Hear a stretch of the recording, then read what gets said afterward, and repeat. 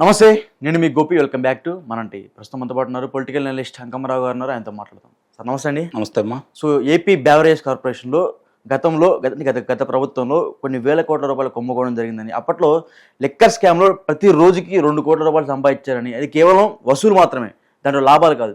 So అప్పుడు ఇది అంటే పాత ప్రభుత్వంలో ప్రైవేటైజేషన్ ఉండేది, కానీ గత ప్రభుత్వంలో అంతా గవర్నమెంటైజేషన్ చేసేసి కొన్ని వేల కోట్ల రూపాయలు కుంభకోణం చేశారు. ప్రభుత్వం దీని మీద ఇప్పుడు వచ్చిన ప్రభుత్వం కూడా దీని మీద సిట్ అయితే వేయడం జరిగింది. సో దీన్ని మీరు ఎలా చూస్తారు? గత ప్రభుత్వం ఏం చేసిందంటే మామూలుగా 60% 7 డిస్టిలరీలకే ఇచ్చింది అనుమతి. అవి వాళ్ళకి సంబంధించినవి అంటే గతంలో వేరే వాళ్ళ పేరు మీద ఉన్నా వీళ్ళు అధికారంలోకి వచ్చిన తర్వాత బలవంతంగానో లేకపోతే వాళ్ళని బెదిరించో ప్రలోభ పెట్టో అవి వీళ్ళ స్వాధీనం చేసుకొని వీళ్ళు తయారు చేయాల్సినటువంటి మందులైతే ఏదైతే ఉందో దాన్ని మద్యాన్ని తయారు చేసేసి 10 రూపాయలకు వచ్చిందని 100 రూపాయలకు అమ్ముకొని అక్కడ కూడా అంటే లెక్కలు చూపించకుండా జిఎస్టీ కట్టకుండా, నాకు తెలిసినంత వరకు అప్పుడు ఇచ్చిన పురంధేశ్వర గారి లెక్కల ప్రకారం చూసుకుంటే 1,17,000 కోట్ల రూపాయల మద్యం విక్రయాలు జరిగినాయి. ఓకే. దానికి సంబంధించినంత వరకు చివరిలో వాళ్ళు గొడవ చేస్తే ఒక 5-6 వేల కోట్ల రూపాయలకు మాత్రమే డిజిటల్ రూపేణా చేయడం కూడా జరిగింది. అంతకుముందు ఏమీ చేయలేదు వాళ్ళు. అంతా కూడా డబ్బుల రూపేణానే, నగదు రూపేణానే చేసుకోవడం కూడా జరిగింది వాళ్ళు. అంటే ఇక్కడ 60% వాళ్ళ 60-65% వాళ్ళకే ఇచ్చుకుంటూ ఆ విధంగా చేసుకొని మీరు అన్నట్టు ఈ డబ్బులు వాళ్ళకి మిగులుతూ ఉన్నాయి. అధిక ధరలకు అమ్ముకున్నారు. వాళ్ళకి ఎంత తయారవుతుందో అందరికీ తెలుసు. మద్యానికి సంబంధించింది కొత్తగా చెప్పేది ఏమి లేదు. కానీ వాళ్ళకి ఏంటంటే మామూలుగా బయట వాళ్ళకి ఇచ్చారనుకోండి, వాళ్ళకి ఇచ్చిన దాంట్లో కూడా బయట వాళ్ళకి ఇచ్చినవి ఏంటి, అంతకుముందు ఉన్నటువంటి ఏవైతే సంస్థలు తయారు చేస్తున్నాయో అవే, కొత్తగా పేర్లు మార్చింది ఏమి లేదు దాంట్లో. వాటికి సంబంధించినంత వరకు చిన్నదానికి సంబంధించి అంటే చీప్ లిక్కర్కి సంబంధించి ₹3.50 ఒక్కో బాటిల్ కాడికి వసూలు చేశారు. ఓకే. 1వ తారీఖు నుంచి 5వ తారీఖు లోపు అంతా డబ్బు రూపేణానే. ఈ డబ్బులు వసూలు చేయడానికి 7 అంచెల విధంగా వాళ్ళు ఒక కార్యక్రమాన్ని నిర్వహించుకున్నారు. ఎవరెవరైతే తీస్తారు దానికి సంబంధించినటువంటి రాజశేఖర రెడ్డి అనే ఒక అతని పేరు కూడా బయటకు వచ్చింది.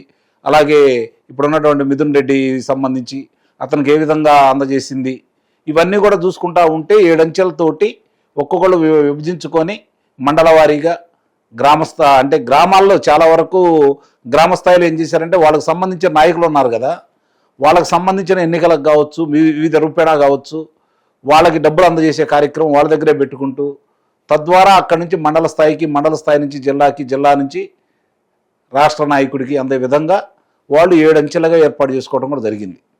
అవన్నీ కూడా గతంలో వాళ్ళు చేశారు, సక్రమంగా నిర్వహించుకున్నారు, డబ్బులు విపరీతంగా సంపాదించారు. అందుట్లో ఎలాంటి సందేహం ఏం లేదు.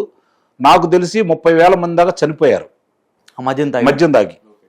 దగ్గర 30 లక్షల మందికి ఇప్పటికి కూడా మీరు ఎక్కడికన్నా వెళ్తే మామూలుగా గుండె కావచ్చు, లేకపోతే కాలేయం కావచ్చు, లేకపోతే కిడ్నీలు కావచ్చు, వీటికి సంబంధించి ఇప్పటి వరకు చాలామంది కూడా ఈరోజు కూడా రోగగ్రస్తులై ఆసుపత్రి పాలవుతూనే ఉన్నారు ఆ మందు తాగినంత వరకు. మీరు ఎక్కడికైనా వెళ్ళండి, ఒక 2-3 నెలల ముందు మీరు ఏ వైద్యశాలకు వెళ్ళి చూసినా కూడా 60-70% మంది ఈ కల్తీ మద్యం వల్ల అనారోగ్యానికి పాలైన వాళ్ళే కనపడతా ఉండేవాళ్ళు. అలా చేశారు వాళ్ళు. ఎందుకంటే వాళ్ళకి కావాల్సింది, వాళ్ళు దక్షిణాఫ్రికాలో వైఎస్ జగన్మోహన్ రెడ్డి గారి బంధువులు కావచ్చు, లేకపోతే మిథున్ రెడ్డి గారికి సంబంధించిన వాళ్ళు కావచ్చు, వీళ్ళు అక్కడ ఈ మద్యాన్ని ఎలా తయారు చేయాలో తెలుసుకొని వచ్చారు. వీళ్ళ వ్యాపారమే అది. అక్కడ దాన్ని తీసుకొని వచ్చి ఇక్కడ ఇప్పుడు మీరు గనక ఒకసారి గుర్తు చేసుకుంటే గుజరాత్లో దొరికినటువంటి మారకద్రవ్యాలు కావచ్చు, విశాఖపట్నంలో వచ్చినటువంటి మారకద్రవ్యాలు 25,000 టన్నుల మారకద్రవ్యాలకు సంబంధించి డ్రై ఈస్ట్లో కలిసి వచ్చిందని చెప్పని ఆ రోజు అందరికీ తెలిసింది పట్టుకున్నందువల్ల. మరి దానికి సంబంధించినవన్నీ తెలిసి కాబట్టి ఈ 2 జరిగినాయి. తెలియకుండా ఎన్ని జరిగినాయో కాకినాడ ఫోర్ట్ అందుకే వాళ్ళు స్వాధీనం చేసుకుని ఉండొచ్చు. దానికి సంబంధించినటువంటి మారకద్రవ్యాలు తెచ్చుకొని హానికరమైనటువంటి మారకద్రవ్యాలు తీసుకుని వచ్చి తక్కువ రేట్లో మద్యం తయారు కావడానికి ఆ మారకద్రవ్యాలు ఉపయోగించారనేది మాత్రం కూడా వాస్తవం. ఇప్పుడు దానికి సంబంధించినటువంటి విచారణ సంస్థ ఏర్పాటు చేశారు కాబట్టి ఈ విషయాలన్నీ కూడా బయటకు తీసుకురావాల్సిన ఆవశ్యకత అయితే ఉంది. కాకపోతే ఇక్కడ జరిగింది ఏంటంటే వీళ్ళు ఎప్పుడైతే అధికార మార్పిడి జరిగిందో, అధికార మార్పిడి జరిగిన తర్వాత 3 నెలల్లోపు నాకు తెలిసినంత వరకు చాలా వరకు వాళ్ళకి సంబంధించిన ఆధారాలన్నీ ధ్వంసం చేయించాడు మిథున్ రెడ్డి. ఓకే. అతని మనుషులే ఉన్నారు కాబట్టి ధ్వంసం చేయించారు. అందుట్లో ఎలాంటి సందేహం కూడా ఏం లేదు. కానీ కొన్ని ఉంటాయి. కొన్ని ఉంటాయి. ఇంకా ఎప్పుడైనా సరే ఏ దొంగ అయినా ఏ హంతకుడైనా సరే తెలివిగా అన్ని చేశానని ఉంటాడు, ఎక్కడో ఒక ఆధారం దొరికింది, దాన్ని పట్టుకొని మనం విషయాలన్నీ బయటికి లాగొచ్చు. ఇక్కడ కూడా అలానే జరిగిద్ది అయితే నేను భావిస్తాను. కారణం ఏంటంటే అంతకుముందు ఆ సంస్థలు వాళ్ళు బయట నుంచి కొన్నవి కావచ్చు, లేదంటే ఈ దొంగతనంగా వచ్చినటువంటి నేను చెప్పినటువంటి మార్గద్రవ్యాల విషయంలో కావచ్చు, వాళ్ళు ఉత్పత్తి చేసిన సామర్థ్యం కావచ్చు, వాళ్ళ సంస్థకి ఏదైతే ఉందో విద్యుత్ సామర్థ్యం ఎంత ఉంది, ఎంత విద్యుత్ వినియోగించుకుంటే ఎంత సామర్థ్యం బయటకు వచ్చింది, ఎంత మద్యం బయటకు వచ్చింది, ఈ లెక్కలన్నీ కూడా ఉంటాయి. కాబట్టి వాళ్ళు విద్యుత్ ఉపయోగించిన దాన్ని బట్టి కూడా వాళ్ళు ఎంత సరుకు తయారు చేశారో తెలుసుకోవచ్చు. అవును, ఇవన్నీ కూడా బయటకు తీసుకురావాల్సిన ఆవశ్యకత అయితే ఉంది. ఓకే, నిస్సందేహంగా ఇవన్నీ కూడా బయటకు తీసుకొస్తారని అయితే నేను భావిస్తున్నాను. అంటే రోజుకు 2 కోట్ల రూపాయలు మిగులుతున్నాయి అంట కదా, వారి వసూలు రూపంలో. అవును, 2 కోట్లు ఏంటి, చాలా తక్కువ చెబుతున్నారు మీరు. 2 కోట్లు అనేది చాలా తక్కువ చెబుతున్నారు. 2 కోట్లు లెక్కను చూసుకుంటే 365 రోజులు ఎంత అవుతుంది చెప్పండి. 600 కోట్ల రూపాయలు చిల్లర, 730 కోట్ల రూపాయలే కదా అయ్యేది సంవత్సరానికి. అది చాలా తక్కువ కదా, చాలా తక్కువ. 40-50 వేల కోట్ల రూపాయలు దీని మీదే సంపాదించారు వాళ్ళు సంవత్సరానికి, 5 సంవత్సరాల్లో. ఓకే, 5 ఏళ్ళకి 40,000 కోట్ల రూపాయలు సంపాదించారు. అవును, మరి బయటకు వచ్చి 2 కోట్ల రూపాయలు వాడుతుంది. అది మామూలుగా అనుకుంటున్నారు వీళ్ళు, ఇంకా వాస్తవాలు తెలియదు కదా. నాకు తెలిసిన ఒక సంస్థ ఉంది, ఆ సంస్థ పెద్దలే చెప్పారు చాలా స్పష్టంగా, ఈ బాటిల్కి చిన్న క్వార్టర్ బాటిల్కి ₹3.50 కాడికి మేము లెక్క కట్టి 3వ తారీఖు నుంచి 5వ తారీఖు, ఇవాళ వచ్చిన వాళ్ళు రేపు రారు, మళ్ళీ వచ్చే నెల రారు, ఏ టైం వస్తారో కూడా చెప్పరు. వాళ్ళు వచ్చే తనికి మేము నగదు మాత్రమే అక్కడ పెట్టాలి, ఆ డబ్బులు లెక్క చూసుకొని వాళ్ళు తీసుకుని వెళ్ళిపోతారు. వాళ్ళకి ముద్ర శుద్ధిగా 1వ తారీఖు నుంచి 5వ తారీఖు వరకు మేము కట్టాల్సిందని కూడా చెప్పడం కూడా. అసలు ఇంత బ్లాక్ మనీ మొత్తం అసలు ఎటు వెళ్ళిపోయింది సార్? రూపాయి కాదు 2 రూపాయలు, కొన్ని వేల కోట్ల దీవులు కొన్నారంటున్నారు, అక్కడ ఏదేదో వేరే పెట్టారంటున్నారు, ఆ విచారణలన్నీ బయటకు వస్తున్నాయి అంటున్నారు. చూడాలి మరి. స్వదేశంలో అయితే చాలా వరకు విదేశాలకు తరలించేశారు, అందుట్లో అనుమానం ఏం లేదు. కొన్ని వేల కోట్ల రూపాయలు, లక్షల కోట్ల రూపాయలు మొత్తం. ఇప్పుడు ఆయన తెలంగాణలోను ఆంధ్ర రాష్ట్రంలోనూ చాలా వరకు గనులు కావచ్చు, లేకపోతే గుత్తేదారులుగా వ్యవహరిస్తున్నారు పెద్దిరెడ్డి రామచంద్రారెడ్డి, మిథున్ రెడ్డి. మరి అధికారం కోల్పొంగల్లోనే చివరికి టెప్పర్తో సహా సౌత్ ఆఫ్రికా ఎందుకు పంపించాడు? ఓకే, ఏముండే ఇక్కడ చెప్పండి.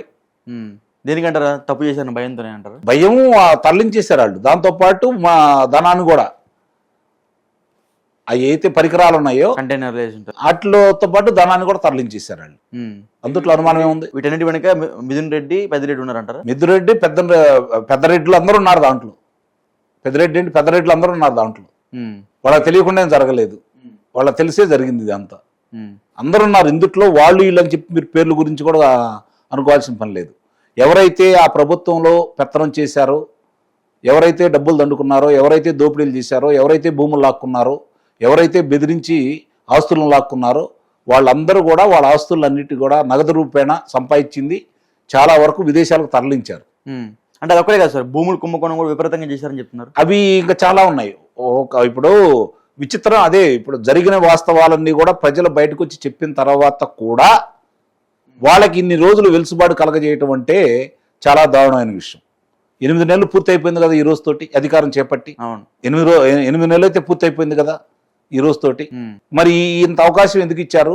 కళ్ళ ముందు కనపడతా ఉంటే, ఇన్ని అభియోగాలు ఎదుర్కొంటా ఉంటే, ఇన్ని ఆధారాలు కనపడతా ఉంటే, ఇంకా వాళ్ళని ఉపేక్షిస్తూ మేము సాక్ష్యాధారాలు సేకరించడానికి సమయం పడుతుంది అంటే అధికారులు సహకరించట్లేదు అనేది వాస్తవం. అందుట్లో ఎలాంటి సందేహం కూడా ఏం లేదు.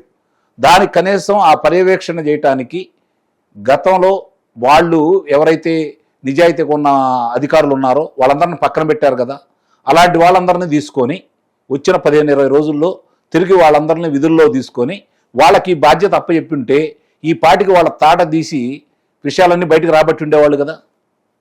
అంటే ఎక్కడో కావాలని చేస్తున్నారనేది మాత్రం వాస్తవం. ఈ ప్రభుత్వంలో ఉన్న కొంతమంది సహకరిస్తున్నారు అనేది కూడా వాస్తవం. అధికారులు కొంతమంది 80% మంది సహకరిస్తున్నారు అనేది వాస్తవం. ఇంకా ఆ ప్రభుత్వమే నడుస్తుంది, ఇప్పుడు కూడా ఆ ప్రభుత్వమే నడుస్తుంది. అందుట్లో ఎలాంటి సందేహం కూడా ఏం లేదు. వాళ్ళకే పనులు అవుతా ఉన్నాయి, మంత్రులకే పనులు కావట్లేదు, శాసనసభ్యులు బాధపడతా ఉన్నారు ఇప్పుడు కూడా. మరి అధికారం ఎందుకు స్పందించట్లేదు అంటారు? అదే ఇప్పుడు వీడు చేయాలని ఒకళ్ళు ముఖ్యమంత్రి గారు, ఉప ముఖ్యమంత్రి గారు, లేకపోతే లోకేష్ బాబు వీళ్ళు ఏదో చర్యలు తీసుకుంటే జరిగే కావు ఇవన్నీ. కింద స్థాయి నుంచి ప్రక్షాళన చేయాల్సిన ఆవశ్యకత అయితే ఉంది. అది జరగనంత వరకు ఇలాంటి పొరపాట్లు జరుగుతూనే ఉంటాయి. వీళ్ళు ఎన్నిసార్లు చెప్పినా ఎంత గొంతు చించుకున్నా ప్రయోజనం అయితే కనపడదు. కాకపోతే ఏంటంటే వాళ్ళు ఆధారాలతో సహా దొరికారు కాబట్టి ఈ మాత్రం జరుగుతూ ఉంది. ఆధారాలు ఉన్నాయి, అదే నత్తలాడక నడుస్తుంది. నత్తనడక మాత్రం నడుస్తూ ఉంది. ఓకే అండి, థ్యాంక్ యూ అండి. Thank you.